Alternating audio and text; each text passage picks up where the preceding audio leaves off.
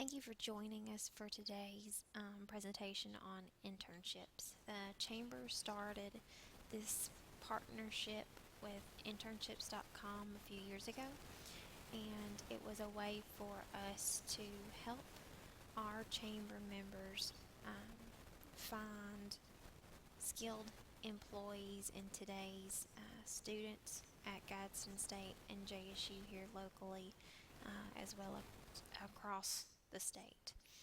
So we're going to start out. What is an internship? Um, I like to think of it as a modern day apprenticeship. Generally, they last one semester. They can be paid or unpaid, but the gist of it all is to provide a real life experience, work experience especially, and give knowledge to a current student trying to figure it out what it is they want to do as a career. Not all students are required to have an internship, although it is highly suggested with today's market and the career opportunities that are available. It's always better if they have that previous work experience, especially an internship on their resume. So we're going to start with 5 steps that are stepping stones, so to speak, to establish a quality internship program. First of all, come up with a goal. As an employer, what products, projects, services are you considering that you could benefit by having a student or prospective employee research and find educational benefit both them and you as they research the project, do market research, do study, do surveys, whatever it is. What is your goal overall for your business? No intern should take the place of an employee.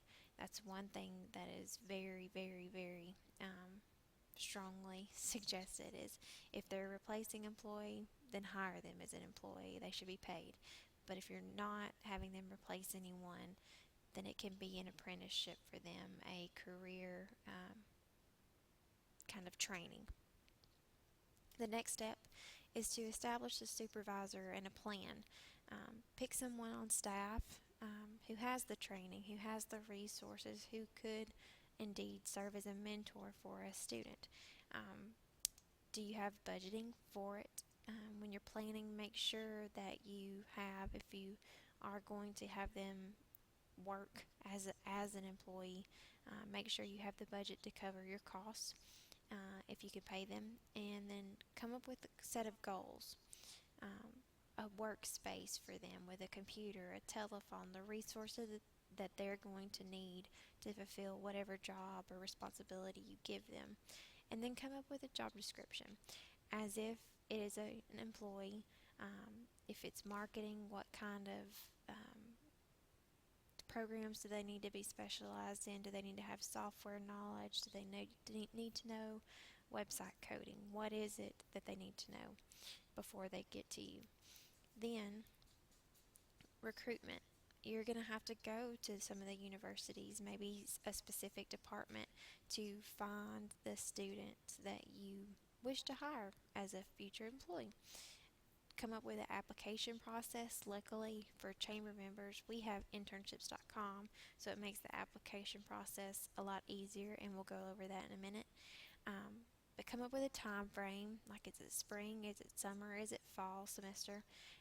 Interview those that apply, and then please take the university calendar into consideration when you're interviewing as well as when you're actually hiring the intern, because they're going to have a deadline for when they have to turn it in, if they're doing it for credit, when they have to turn it into their supervisor.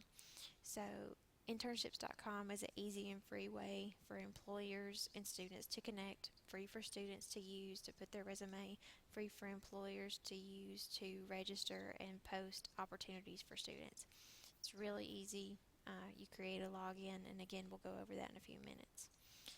But then manage the intern. Once you hire them, make sure you provide training that they're going to need and that will be beneficial for them when they do have a real world career. or give them an orientation so that they know how the organizational chart works for your business. Make sure you have their resources already set up, email, etc. And sit down with them and see what goals they have in mind. They may have specific tasks that they have to complete, a project, a portfolio, and if they do, take that into consideration. And then you too can track their progress and give them the correct evaluation for midterms or for their final grade. It helps you keep up with the interns at the end too, because you can keep a copy of their portfolio for your future reference so that if someone calls in reference to them one day, you can tell them exactly what that intern did. And when they finish, make sure to do an exit interview, not only to evaluate them, but to let them evaluate you as an employer. Feedback always helps grow a program and plan for the future. There may be easy things that you can incorporate to help other interns gain experience and better it as the work world evolves as well as the education world. So like I said, we have internships.com. It's easy to get to. You go to calhounchamber.com, the chamber tab, click on programs, and then in programs you'll see an internships.com option. Click on that, and in this page you'll see access to the internships.com chamber landing page, but you'll also see an internship employer guide with sample job descriptions, the paperwork that they have to fill out as a student, advice, and so on and so forth. We also have a listing of internship coordinators by department. We try to keep it as updated as possible, but if you were to not find an intern through internships.com, you can contact a specific department directly and tell them your job description, and most times they'll have a student that fits that criteria. But internships.com, easy to use, and it's customized for us as a chamber, and it's free, like we said, to post. This is the chamber's landing page, so we have a link for students as well as employers. It's really easy. You fill out your basic contact information and create a login so that you can check the status of your internship opportunity, change anything, communicate to the applicants through this website, and it's really easy and friendly to use. Once you create a login, they also have resources available talking about advice on internship programs, and you can actually search for interns. You can type in a specific criteria and then see those that are in like 50 miles radius of your business, and then ask them to apply for the opportunity you have available. But they also walk you through the steps to set up the program. I mean, they break it down more so than we are in this presentation, but it's a great resource. Then you have to also type in your company information, and it's always handy to upload a logo for the student to identify with, and so that they can make sure when they go to a website to research your business that it is in fact you. But it also helps raise your brand awareness. There's two things that you can do. You can start with a blank form or use a sample position they have created on internships.com. My recommendation is to start with a blank form so that you use the wording that you would use in a regular job description.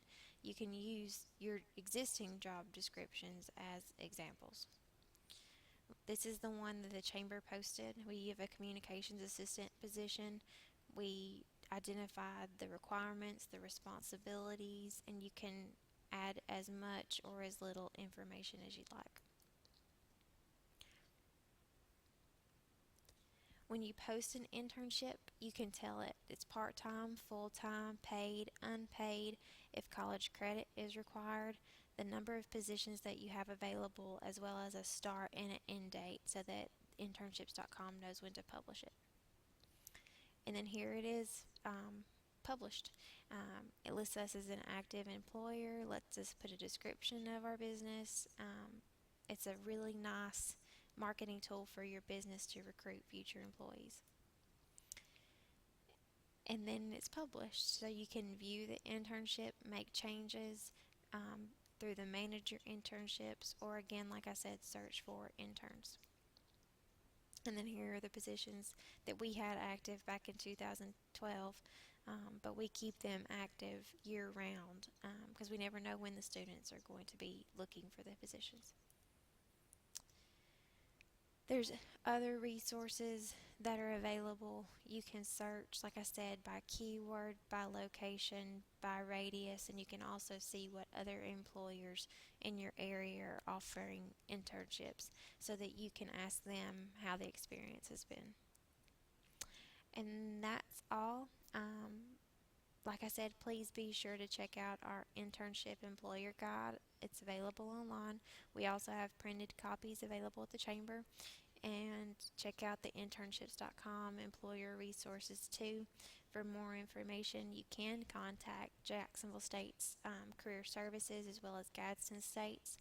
They have co-ops, internships, paid and non-paid, required and optional for students. So if you'd like any more information, you can call the chamber at 256-237-3536.